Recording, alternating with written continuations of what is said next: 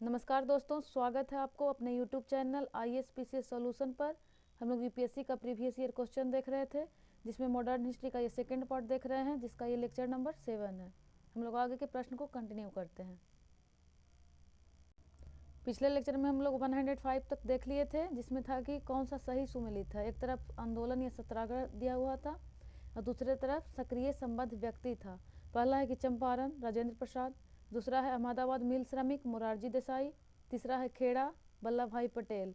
तो इसमें पूछ रहा है कौन सा सही उत्तर है। कूट कह रहा है पहला में कि 1 और 2, बी में है 2 और 3, सी में है 1 और 3, डी में है 1, 2 और 3। तो पहला में है चंपारण राजेंद्र प्रसाद, ये संबंधित थे। दूसरा है अहमदाबाद मिल श्रमिक मोरारजी देसाई, ये संबंधित नहीं है। और थर्ड कह रहा था खेड़ा वल्लभ भाई पटेल, तो ये भी संबंधित है। तो इसका सही उत्तर क्या हो जाएगा? 1 और 3, सी तक। कल पिछले लेक्चर में हम लोग यहाँ तक देख लिए थे। 106 पर चलते हैं। इसमें कह रहा है कि निम्नलिखित कथनों पर विचार कीजिए। एक में है कि जब शिमला सम्मेलन हुआ तब लॉर्ड माउंटबेटन वायसराय थे। सेकंड में कह रहा है कि भारतीय नौसैनिक विद्रोह सन 1910 में तब हुआ जब बम्बई और कराची में रॉयल इंडियन नेवी के भारतीय सैनिक सरकार के विरुद्ध उठ खड़े हुए। पूछ रहा है कि कौन सा सही है। ए में है केवल 1, बी में है केवल 2, सी में है दोनों 1 और 2, डी में कह रहा है ना ही 1 ना ही 2। तो इसमें क्या हो जाएगा? पहला में कह रहा है कि जब शिमला सम्मेलन हुआ तब लॉर्ड माउंटबेटन वायसराय थे। तो शिमला सम्मेलन कब हुआ था? तो ये हुआ था 1945 में। और लॉर्ड माउंटबेटन का कार्यकाल कब से कब तक था? तो इनका कार्यकाल था आपका 1947 से 1948। और इससे पहले कौन थे? ये बेवेल थे। यानी कि शिमला सम्मेलन के समय बेवेल हो जाएंगे। कब से कब तक थे बेवेल? तो 1943 से हो जाएगा 47 तक। और यानी 45 में क्या हो जाएगा? यानी शिमला सम्मेलन के समय बेवेल थे, तो लॉर्ड माउंटबेटन तो नहीं होंगे, तो ये गलत हो जाएगा। सेकंड कह रहा था कि भारतीय सैनिक का विद्रोह सन 1910 में तब हुआ जब बम्बई और कराची में रॉयल इंडियन नेवी के भारतीय नौसैनिक सरकार के विरुद्ध उठ खड़े हुए। तो ये सही है। तो इसका क्या हो जाएगा सही? एक तो गलत था, तो एक कट जाएगा, केवल 2 हमारा राइट आंसर है। नेक्स्ट पे चलते हैं। 107 कह रहा है कि निम्नलिखित कथनों पर विचार कीजिए। पहला में है कि प्रथम गोलमेज सम्मेलन में डॉक्टर अंबेडकर ने दलित वर्ग के लिए अलग निर्वाचन मंडल की मांग रखी। 2 में है कि पूना पैक्ट में स्थानीय निकायों तथा सिविल सेवाओं में दलित वर्गों के प्रतिनिधित्व के लिए विशेष उपबंध रखे गए थे। थर्ड कह रहा है कि तृतीय गोलमेज सम्मेलन में भारतीय राष्ट्रीय कांग्रेस ने भाग नहीं लिया था।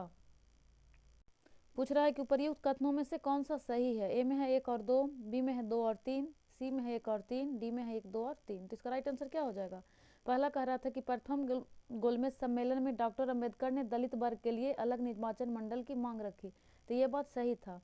सेकंड कह रहा है कि पूना पैक्ट में स्थानीय निकायों तथा सिविल सेवकों में दलित वर्गों के प्रतिनिधित्व के लिए विशेष उपबंध रखे गए थे। तो पूना पैक्ट में स्थानीय निकायों तथा सिविल सेवाओं में दलित वर्गों के प्रतिनिधित्व के लिए विशेष उपबंध रखे गए थे, तो ये गलत हो जाएगा। तो ये गलत हो जाएगा क्योंकि स्थानीय निकायों और सिविल सेवकों में दलित वर्गों के प्रतिनिधित्व की बात नहीं की गई थी, इसमें निर्वाचन में की गई थी।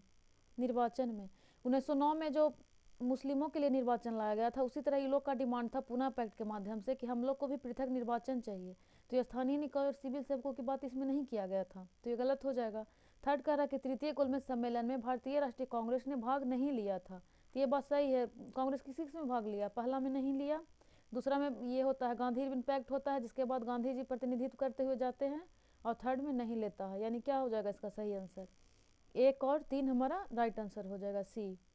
सेकंड कह रहा है 108 कह रहा है कि वर्ष 1939 में कांग्रेस के छोड़ने के पश्चात सुभाष चंद्र बोस ने किस दल की स्थापना की? ए में है इंडियन फ्रीडम पार्टी, बी में है आज़ाद हिंद फौज, सी में है रिवोल्यूशनरी फ्रंट और डी में है फॉरवर्ड ब्लॉक। तो 1939 में जो त्रिपुरी अधिवेशन होता है, जिसमें कौन रहते हैं? गांधी के प्रतिनिधित्व को हरा देने के बाद पटाभी सीतारमैया को ये जीत जाते हैं, जिसके कारण थोड़ा सा गांधी मतभेद हो जाता है। इसके कारण ये कांग्रेस छोड़ देते हैं, उसके बाद फॉरवर्ड ब्लॉक का स्थापना करते हैं 1939 में। यानी हमारा राइट आंसर डी हो जाएगा। नेक्स्ट पे चलते हैं 109। इसमें कह रहा है कि निम्नलिखित कथनों पर विचार कीजिए।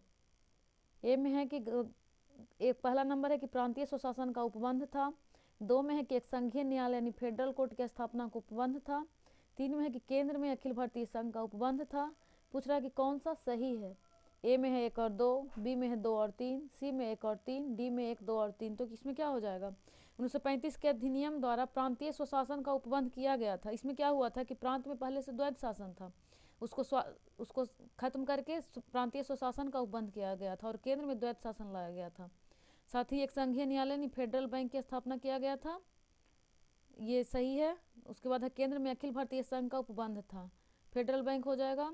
और ये भी यानी कि इसमें क्या सही हो जाएगा, 1, 2 और 3 तीनों हमारा राइट आंसर है। 110 चलते हैं कि भारतीय राष्ट्रीय कांग्रेस का वर्ष 1929 में लाहौर अधिवेशन, जिसमें अंग्रेजों ने पूर्ण स्वतंत्रता पाने का संकल्प अंगीकृत किया गया था, किसकी अध्यक्षता में हुआ था? ए में है बाल गंगाधर तिलक, बी में है गोपाल कृष्ण गोखले, सी में है जवाहरलाल नेहरू और डी में है मोतीलाल नेहरू। तो इसमें क्या हो जाएगा, 1929 में जो लाहौर सम्मेलन हुआ था, इसकी अध्यक्षता जवाहरलाल नेहरू कर रहे थे और इसी में लाहौर रावी नदी के तट पे घोषणा किया गया था कि पूर्ण स्वतंत्रता का प्रस्ताव संकल्प पारित किया गया था। साथ ही 26 जनवरी 1930 को स्वतंत्रता दिवस मनाया था। यही कारण है कि आज भी 26 जनवरी 1950 को ही गणतंत्र दिवस की घोषणा किया गया था, जबकि हमारा संविधान निर्माण हो गया था आपका 26 नवंबर को ही। फिर भी ये दिन चुना गया था 26 जनवरी इसीलिए, ताकि पहले भी प्रस्तावित था 1930 में ही। तो इसका राइट आंसर हो जाएगा जवाहरलाल नेहरू। नेक्स्ट पे चलते हैं। इसमें कह रहा है कि मैडम भिकाजी कामा से संबंधित निम्नलिखित कथनों पर विचार कीजिए। एक में है कि मैडम कामा ने वर्ष 1907 में पेरिस में आयोजित अंतर्राष्ट्रीय सोशलिस्ट सम्मेलन में राष्ट्रीय ध्वज फहराया। बी कह रहा है कि मैडम कामा दादा भाई नौरोजी के निजी सचिव रही। 3 कह रहा है कि मैडम कामा के माता पिता पारसी थे। पूछ रहा है कौन सा सही है। ए में है 1, 2 और 3, बी में है केवल 2 और 3, सी में है 1 और 2, डी में है केवल 3। जिसका राइट आंसर क्या होगा? पहला में कह रहा है कि मैडम कामा ने वर्ष 1907 में पेरिस में आयोजित अंतर्राष्ट्रीय सोशलिस्ट सम्मेलन में राष्ट्रीय ध्वज फहराया। तो 1907 में फहराए तो थे, लेकिन पेरिस नहीं बल्कि कहाँ पर फहराए थे? जर्मनी के स्टुटगार्ड में, स्टुटगार्ड में। ये हमेशा बीपीएससी 2-3 बार पूछा है कि पेरिस में 1907 में किसने फहराया था, तो मैडम भिकाजी कामा ने। उसी तरह दूसरा कह रहा है कि मैडम कामा दादा भाई नौरोजी के निजी सचिव रही, ये सही है। थर्ड कह रहा है कि मैडम कामा के माता पिता पारसी थे, ये भी सही है। तो इसका राइट आंसर क्या हो जाएगा? एक तो कट जाएगा, यानी कि केवल 2 और 3। 112 में देख चलते हैं। इसमें कह रहा है कि 1946 में बनी अंतरिम सरकार में डॉक्टर राजेंद्र प्रसाद के पास कौन सा विभाग था? ए में है रक्षा, बी में है विदेशी मामलों और राष्ट्रमंडल संबंध, सी में है खाद्य और कृषि, डी में है कोई भी नहीं। तो इसका राइट आंसर क्या होगा? राजेंद्र प्रसाद के पास कौन सा मंत्रालय था? तो खाद्य एवं कृषि था। रक्षा मंत्रालय किसके पास था? तो बलदेव सिंह। इसका हो जाएगा आपका बलदेव सिंह। उसके बाद विदेशी मामले तथा राष्ट्रमंडल संबंध, तो ये तो उनके पास ही था, पंडित जवाहरलाल नेहरू, जो कि पीएम थे। तो ये हो जाएगा, यानी कि खाद्य एवं कृषि हो जाएगा राजेंद्र प्रसाद के पास। डी में तो नन ऑफ द अबव है। 113 नंबर कह रहा है कि बेवेल योजना के अनुसार कार्यकारी परिषद में हिंदू और मुस्लिम सदस्यों की संख्या समान होती थी। रीजन कह रहा है कि बेवेल का विचार था कि ऐसी व्यवस्था से भारत का बंटवारा बच जाता। ए में कह रहा है कि आर और दोनों सही है तथा आर एक असही स्पष्टीकरण है। बी कह रहा है कि आर और दोनों सही है परंतु आर एक असही स्पष्टीकरण नहीं है। सी कह रहा है कि ए सही है परंतु आर गलत है। डी कह रहा है कि ये गलत है परंतु आर सही है। तो इसका राइट आंसर क्या हो जाएगा? बेवेल योजना के अनुसार कार्यकारी परिषद में हिंदू और मुस्लिम सदस्यों की संख्या समान होनी थी। ये तो बात सही है। बेवेल योजना ये शिमला सम्मेलन के दौरान ही लाया गया था 1945 में। कि इसमें कह रहा है कि रीजन की बेवेल का विचार था कि ऐसा व्यवस्था से भारत का बंटवारा बच जाएगा। तो ऐसा नहीं था, ऐसा कुछ भी नहीं इसका विचार था। तो इसका क्या हो जाएगा कि ये सही है परंतु और गलत है, यानी सी हमारा सही आंसर हो जाएगा। नेक्स्ट कह रहा है कि निम्नलिखित में से किसके कारण सार्वजनिक रोष की लहर उभरी जिसके फलस्वरूप जालियांवाला बाग में ब्रिटिश द्वारा जनसंहार की घटना घटी? ए में है कि द आर्म्स एक्ट, बी में है द पब्लिक सेफ्टी एक्ट, सी में है कि द रॉलेट एक्ट और डी में है द बर्नाकुलर प्रेस्ट एक्ट। तो किसके कारण ये घटा था? तो ये तो रॉलेट एक्ट के कारण हुआ था। रॉलेट एक्ट के कारण ही सफुद्दीन किचलू और एक और व्यक्ति थे, उनको गिरफ्तार कर लिया गया था, जिसके कारण थोड़ा सा यहाँ पे मीटिंग चल रहा था। बाकी अमृतसर में वो मेला भी लगा था, तो इसके कारण ही जलियांवाला बाग में ब्रिटिश द्वारा जनसंहार की घटना घटी। तो इसका हो जाएगा, कब हुआ था ये? 13 अप्रैल 1919।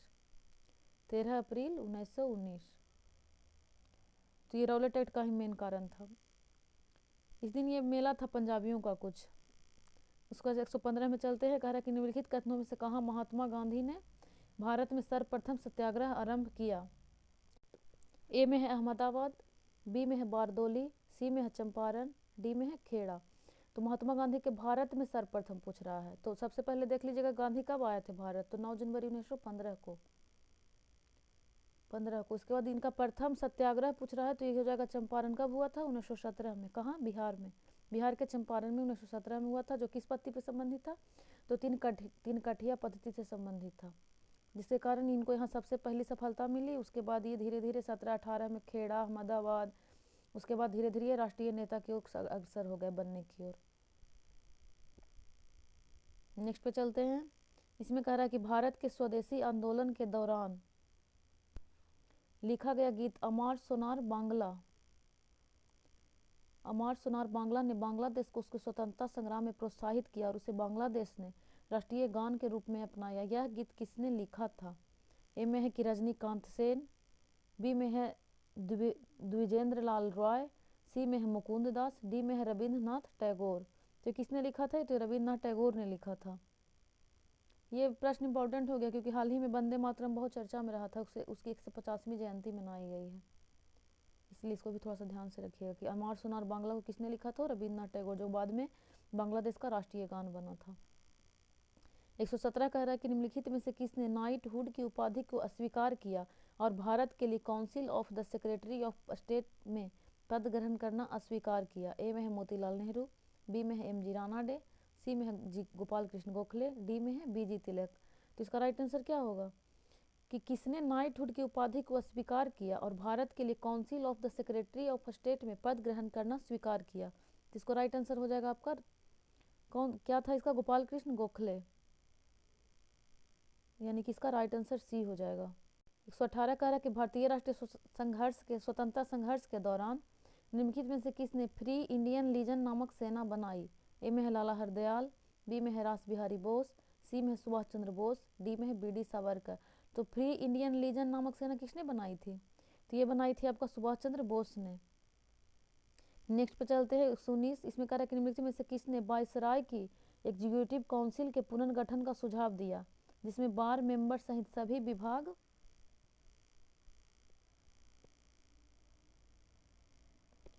भारतीय नेताओं द्वारा धारण किए गए थे?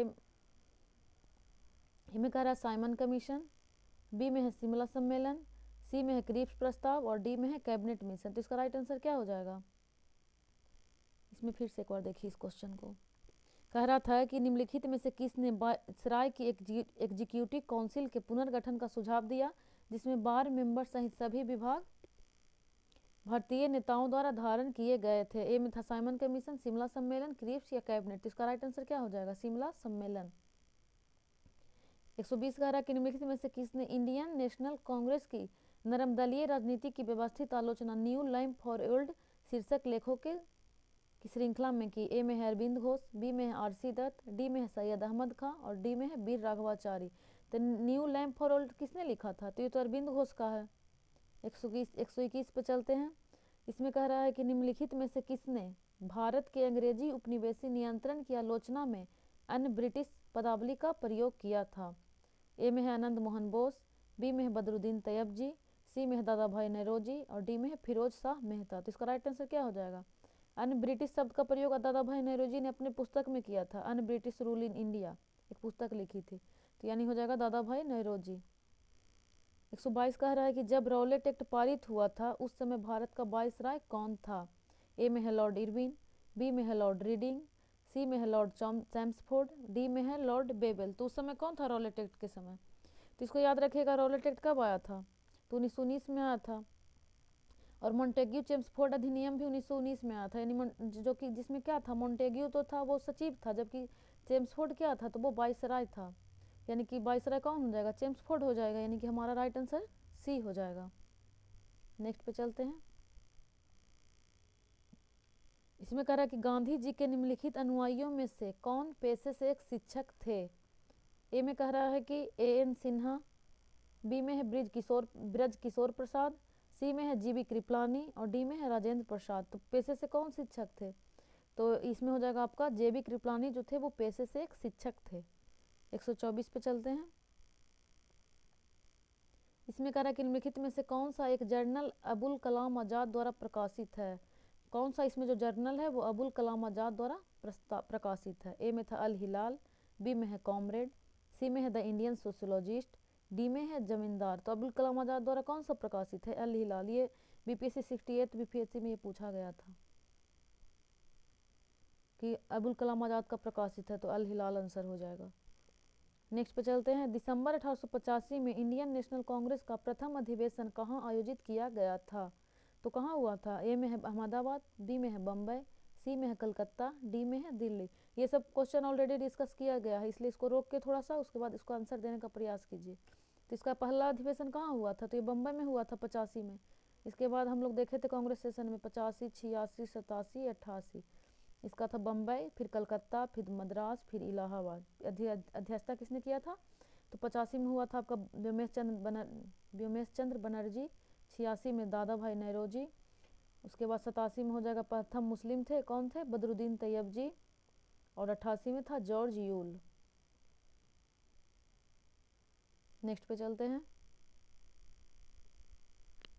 इसमें कह रहा है कि निम्नलिखित में से किसने सुबह आज़ादी नामक कविता लिखी? ए में है साहिर लुधियानवी, बी में है फैज़ अहमद फैज़, सी में है मोहम्मद इकबाल, डी में है मौलाना अबुल कलाम आज़ाद।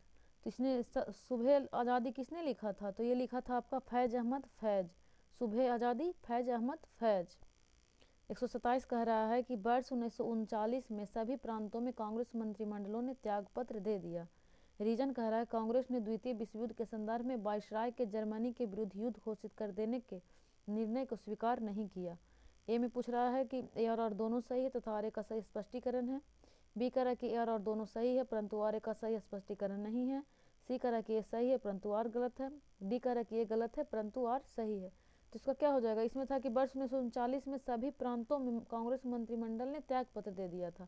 इसका रीजन था कि कांग्रेस ने द्वितीय विश्व युद्ध के संदर्भ में वायसराय के जर्मनी के विरुद्ध युद्ध घोषित कर देने के निर्णय को स्वीकार नहीं किया, यानी ये रीजन भी सही है। तो इसका क्या हो जाएगा कि और दोनों सही है तथा आर का सही स्पष्टीकरण है। मेन रीजन यही था क्योंकि कांग्रेस के अनुमति के बिना ही सेकेंड वर्ल्ड वार में झोंक दिया गया था भारतीयों को, इसलिए इन लोगों ने इस्तीफा दे दिया था कांग्रेस मंत्रिमंडल ने। नेक्स्ट पे चलते हैं। इसमें कह रहा है कि 128 में कि व्यक्तिगत सत्याग्रह में विनोबा भावे को प्रथम सत्याग्रही चुना गया था, यानी कि पहला विनोबा भावे थे। पूछ रहा कि दूसरा कौन था? ए में है डॉक्टर राजेंद्र प्रसाद, बी में है पंडित जवाहरलाल नेहरू, सी में है सी राजगोपालाचारी, डी में है सरदार वल्लभ भाई पटेल। तो दूसरा कौन हो जाएंगे? पंडित जवाहरलाल नेहरू। 67वीं बीपीएससी में पूछा था इसी तरह का एक प्रश्न कि तीसरे कौन थे? थर्ड सत्याग्रही। तो थर्ड कौन है? ब्रह्मदत्त, यानी कि हमारा राइट आंसर हो जाएगा ब्रह्मदत्त। नेक्स्ट पे चलते हैं। 129 इसमें कह रहा है कि निम्नलिखित कथनों पर विचार कीजिए। ए में कि क्रिप्स प्रस्तावों में प्रावधान सम्मिलित है। एक में भारत की पूर्ण स्वतंत्रता के लिए, दो है कि संविधान निर्मात्री निकाय की रचना के लिए। पूछ रहा कौन सा सही है? ए में है केवल वन, बी में है केवल दो, सी में है एक और दो दोनों, डी में कह रहा है ना तो एक ना ही दो। जिसका राइट आंसर क्या हो जाए? क्रिप्स प्रस्तावों में प्रावधान किसका क्या सम्मिलित था? तो इसमें एक कह रहा है कि भारत की पूर्ण स्वतंत्रता के लिए नहीं, तो यही तो डिमांड था, जबकि इसमें डोमिनियन की बात की गई थी क्रिप्स में, इसीलिए इसका विरोध किया गया था। तो ये गलत हो जाएगा। दूसरा कह रहा है कि संविधान निर्मात्री निकाय की रचना के लिए, तो ये सही है। इसका राइट आंसर क्या हो जाएगा? केवल दो। 130 पे चलते हैं। इसमें कह रहा है कि स्वतंत्रता संग्राम के दौरान अरुणा असफ अली किस भूमिगत क्रियाकलाप की प्रमुख महिला संगठक थी? एक में कह रहा है कि सबने अवज्ञा आंदोलन, बी में है असहयोग आंदोलन, सी में है भारत छोड़ो आंदोलन, डी में है स्वदेशी आंदोलन। तो अरुणा असफ अली किस भूमिगत क्रियाकलाप की मुख्य संगठन थी? तो ये भारत छोड़ो आंदोलन के समय थी। इसमें क्या हुआ था कि 1942 में जब भारत छोड़ो आंदोलन शुरुआत हुआ था 9 अगस्त 1942 को, तो जीरो आवर के तहत सारे जितने भी बड़े बड़े लीडर थे सबको गिरफ्तार कर लिया गया था, जिसमें जैसे बांकीपुर में डॉक्टर राजेंद्र प्रसाद गांधी जी को भी पुणे जेल में। तो उस समय क्या होता है कि भूमिगत गतिविधियाँ, यानी भूमिगत के नहीं, भूमि के अंदर छुप छुप कर रेडियो वगैरह का प्रसारण किया जाता था, जिसमें दो महिलाएं सबसे महत्वपूर्ण थी। एक थी उषा मेहता और एक थी अरुणा असफ अली। तो ये अरुणा असफ अली भी भारत छोड़ो आंदोलन के समय सक्रिय थी। इसका हो जाएगा हमारा सी आंसर। आज यहीं तक कंटिन्यू करते हैं, मिलते हैं नेक्स्ट लेक्चर में। धन्यवाद।